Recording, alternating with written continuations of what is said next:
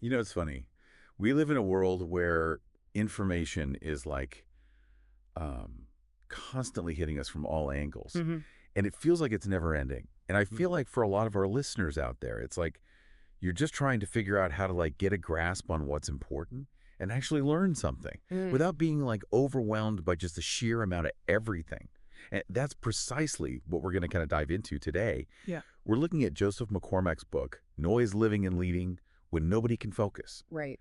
And our goal in this deep dive is to like really extract some of those key insights, those like really actionable strategies that can help you navigate this world and like actually sharpen your focus.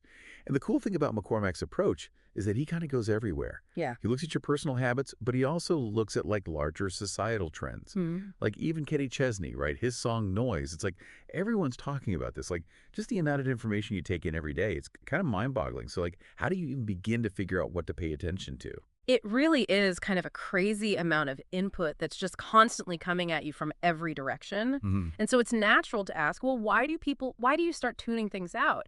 And McCormick points to a couple of really interesting reasons. Okay. One of them is relevance. If it doesn't seem like the information is relevant to you, like if it's something that you're not going to use or it doesn't apply to your life, you're naturally just going to tune out, you know? It's Yeah. like, oh, this doesn't apply to me, so why should I bother? Another one is if it's just too complex. Okay. If the information is just too complicated to understand, you just kind of give up. And he calls this the elusive 600. The elusive 600. Oh, wow. That's fascinating. So at a certain point, like more information actually makes it harder to understand anything. Exactly. And it's not just the amount of information, it's also how it's presented. Yeah. McCormick points out that all the jargon, all the corporate speak actually makes it harder for people to understand. Yeah. Makes sense. Like, think about phrases like move the goalpost or empower our enterprise or what about like organic synergies or my favorite cascading relevant messaging? Like, what does that even mean? It's like they're trying to sound smart, but it just ends up being confusing. Exactly. It just becomes noise and then people tune out completely. Right, right. It's kind of like, McCormack talks about this really interesting stories from when he was a baby. Oh, yeah. His mom thought he had a hearing problem because he wouldn't react to sounds. But it turned out he was just so used to the noise of his big, loud family that he'd become immune to it. Right. Like he just adapted to that level of constant stimulation. And it's like we're all kind of doing that now, right? With all the information overload, we're becoming numb to the signals that we actually need to pay attention to. It's a fascinating analogy, isn't it? And McCormack takes it a step further, arguing that this constant barrage of information isn't just an annoyance, it's actually changing our brains. Oh, He wow. compares it to penguins falling off an iceberg. Penguins falling off an iceberg. Yeah, it's a way of illustrating the limited capacity of our working memory. You see, every time we're interrupted, every time we get distracted, it's like another penguin gets pushed off the iceberg. And our working memory, it's not infinite. So, like, you can only hold so much in your mind at once before things start to fall apart. Exactly. And these interruptions are coming at us from all directions, all the time. Our phones are constantly buzzing, emails are popping up, social media is beckoning. It's like our brains are trying to run too many programs at the same time. Precisely. And research suggests that our working memory can only hold about 7 items at a time. 7 items. That's not a lot. No, it's not. And the scary part is a lot of these interruptions are designed to be addictive. Think about how often you check your email, Facebook, or Twitter. Oh, I know. I check my phone way too much. We're not alone. The average person interacts with their phone over 2,600 times a day. And some people, the heaviest users, interact with their phone over 5,400 times. 5,400 times. That's Mhm. insane. It is. And think about all the times you see people on their phones during important moments. People checking work email during their spouse's labor. People scrolling through Facebook at a funeral. Wow. That's sad. It is. And it's a sign of how deeply ingrained this habit has become in our society. And if you think that's bad, wait till you hear what McCormack has to say about virtual reality. Yes. VR. While VR has a lot of potential in areas like gaming, education, and training, McCormick is concerned about its potential to further increase our addiction to technology and isolate us from the real world. He references Jeremy Bailenson, who's done a lot of research on VR. And Bailenson is worried about how isolating VR can be, even though it's marketed as a way to connect with people. It's a bit of a paradox, isn't it? It is. But then, Mark Zuckerberg, he argues that new technologies like VR are ultimately good because they help us understand each other better. Right. He says people were worried about books, newspapers, and telephones when they first came out, too. Hmm. That's an interesting perspective. It is. But McCormack also talks about something called brain celery in the context of VR. Brain celery. Yeah. It's like eating empty calories. You're consuming all this information in VR, but it's not really nourishing your mind. It's just empty entertainment. Ah, I see. So it's like junk food for the brain. Exactly. And to illustrate how VR can weaken our self-control, he compares it to Edmund in The Lion, the Witch, and the Wardrobe. Remember how Edwin couldn't resist the Turkish delight? Oh, yes. He was completely consumed by it. And McCormack worries that VR could be like that for us. We could get so sucked into the virtual world that we neglect our real-world responsibilities. It's a sobering thought. It is. And the book goes on to explore how all this noise affects different areas of our lives, Yeah. like teenagers and social media. Right. That's a big one. McCormack talks about the alarming rise in anxiety and depression among teens, and he links it to the always-on culture of smartphones and social media. He tells this really sad story about his friend, Brian's daughter, Monica, who went through a really tough time with depression that was partly triggered by the pressure of social media. It's heartbreaking. So many teenagers feel this immense pressure to maintain a perfect online persona, to constantly share updates, to get likes and followers. It's like their whole self-worth is tied to their online presence. Exactly. And it's taken a toll on their mental health. The statistics are really concerning. Between 2010 and 2016, there was a significant increase in depression rates among adolescents.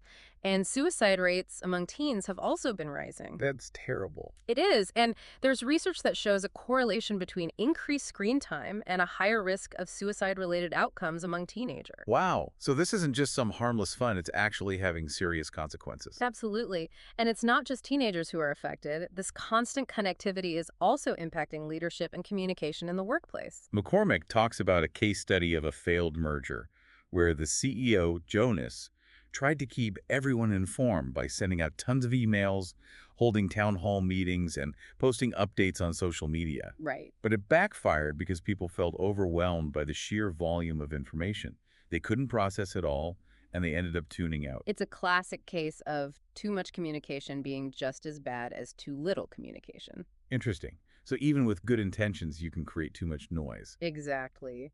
And this noise can also erode civil discourse. McCormack describes a woman named Rebecca who was watching a political debate on TV, and she was really frustrated because the candidates were just attacking each other instead of talking about the issues. Now that sounds familiar. It does, doesn't it? And this is a problem because when we're constantly bombarded with negativity and personal attacks, it becomes harder to have rational conversations and understand different perspectives. It's like we're losing our ability to have civil discourse. Precisely. And this noise can also seep into our daily lives and affect our productivity. McCormack uses the example of a guy named Mark, who is constantly connected to technology. He checks his phone before he even gets out of bed. He's on his devices during his commute. He's checking email during his workout. Oh, I know a few Marks. I think we all do. Yeah. And this constant connectivity makes Mark feel overwhelmed and stressed, and it actually makes him less productive. Because he's constantly switching between tasks and never really focusing on anything. Exactly. And this lack of focus can also impact family dynamics. McCormack paints this picture of a future where parents are struggling to connect with their teenage children because the kids are always glued to their devices. It's like there's an invisible wall between them. There is. And it's making it harder for parents to have meaningful conversations with their kids, to share experiences, to just be present with them. It's like technology is coming between families. In a way, it is. And finally, McCormack talked about how all this noise can affect our safety and awareness. He tells the story about a plane incident where an engine exploded and the passengers needed to use breathing masks. But because they'd been distracted during the safety briefing, they didn't know how to use the masks properly. Oh, wow. That's scary. It is, and it shows how dangerous it can be to tune out important information. We need to be mindful of the fact that our lack of focus can have real-world consequences. So what can we do about all this noise? Yeah. McCormack offers some strategies. He talks about awareness management, or AM 101, which is basically about being more mindful of how we're using our attention. Right. He also talks about the importance of prioritizing and learning to say no. He says we need to identify the essential things in our lives and let go of the non-essential things. He compares it to decluttering our homes. Exactly. And he tells this story about a manager named Steve who went on a technology-free vacation and came back feeling completely transformed. It's amazing how much we can benefit from disconnecting from technology, even for a short period of time. It is. And McCormack also talks about the paradox of choice. A paradox of choice. Yeah, it's the idea that having too many choices can actually make us less happy. Oh, I've heard of that. So in this context, learning to say no to noise becomes really important. He uses the example of Nancy Reagan's Just Say No campaign and talks about how powerful that simple phrase was. It's true. Sometimes the most powerful word is no. And he gives us some practical tips for saying no, like developing fortitude, muting small distractions, saying yes to something else that's more important, and really understanding our why. Understanding our why is crucial. It helps us stay focused on what really matters. And speaking of focus, McCormack also emphasizes the importance of quiet time. Yes, quiet time is essential for restoring and recharging our minds. He mentions Kenny Chesney's song again, the one about how there's no silence anymore. Right. And he gives the example of a couple, Marta and Matt, who make dinner time a technology-free, sacred moment for their family. That's a great idea. We could all benefit from creating more technology-free zones in our lives. Absolutely. And McCormack also criticizes the trend of open workspaces, saying they can be really distracting and make it hard to concentrate. He cites Susan Cain, who's written a lot about the importance of solitude and introversion. And he gives us some practical tips for incorporating more quiet into our lives, like taking walks, getting enough sleep, unplugging from technology for short periods, and engaging in contemplative activities. All great suggestions. And then he introduces this concept of present listening. Present listening. Yeah, it's about being fully present in the moment Hmm. and giving your undivided attention to the person you're talking to. Ah, so it's the opposite of multitasking while you're having a conversation. Exactly. And he contrasts present listening with assault listening. Assault listening. What's that? It's when you're not really listening to the other person. Hmm. You're just waiting for your turn to talk, or you're thinking about something else entirely. Oh, right. Like when someone's telling you about their day and you're just nodding and saying, uh-huh, but you're really not paying attention. Exactly. And McCormack says professional listeners, like doctors and counselors, are really good at present listening because they're more interested in what the other person has to say than in talking about themselves. That makes sense. And he says the payoff of present listening is huge. You build deeper connections with people, you understand them better, and you make them feel heard and valued. It's a win-win. It is. And then McCormack takes it a step further and talks about focus management, or FM 101. Focus management. Yeah. It's about helping other people improve their focus. Interesting. He tells this funny story about his daughter, Marta, who took away everyone's smartphones at her birthday party so that her friends would actually talk to each other. That's a great idea. It is. And McCormack says there are a few key things you can do to be a good focus manager. Like what? Well, first, you have to set a good example yourself. If you're constantly distracted, other people will be too. Makes sense. And then you have to communicate effectively. You have to be clear and concise in your communication, and you have to avoid using jargon or corporate speak. Right, because that just creates noise. Exactly. And you also have to create noise-free zones. Noise-free zones. Yeah. Like at work, you could have a no laptops rule for meetings. Or at home, you could have a designated unplugged room where everyone can relax without technology. Those are great ideas. And then McCormack introduces these FM preset buttons. SM preset buttons. Yeah, they're like little strategies you can use to help manage focus. Like what? Well, one is to be better, be brief in your communication. He gives the example of Coach Tom Crean, whose post-championship speech lost its impact because it was too long. So it's not just about saying more, it's about saying the right things in a concise way. Exactly. And another preset button is to communicate like a magician. Communicate like a magician. How do you do that? Well, magicians are really good at directing our attention.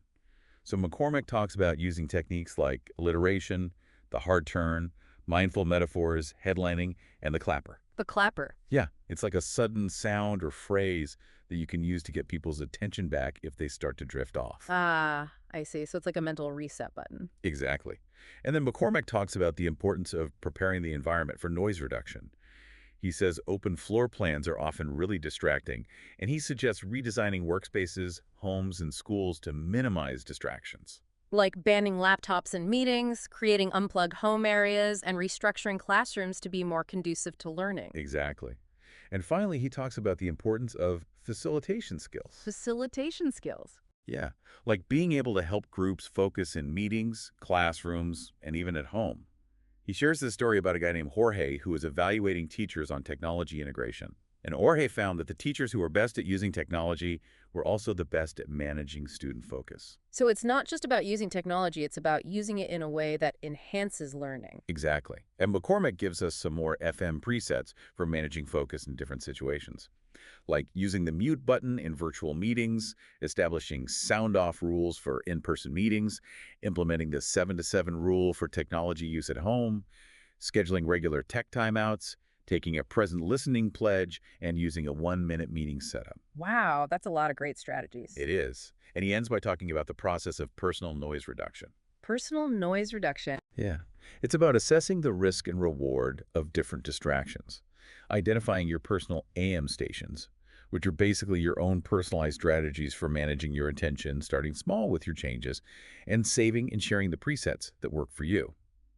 And he gives us this basic checklist for mindful noise management. So it's about being proactive and taking control of our attention. Exactly. So to recap our deep dive into noise, here are 10 key takeaways. Okay. Number 1, modern life is full of noise and distractions, and this makes it really hard to focus. Right. Number 2, we often tune out information because it seems irrelevant, complex, or overwhelming. Makes sense. Number 3, all this noise and these constant interruptions are actually changing our brains and making it harder to think clearly. Yeah. Number 4, new technologies like VR have the potential to be both beneficial and harmful, depending on how we use them. Number 5, all this information overload and constant connectivity are contributing to rising rates of anxiety and depression, especially among teenagers, and they're making it harder for us to communicate and have healthy It's a relationships. serious problem. It is. Mm. Number 6, we need to be more mindful of how we're using our attention and start managing it like a valuable resource. Absolutely.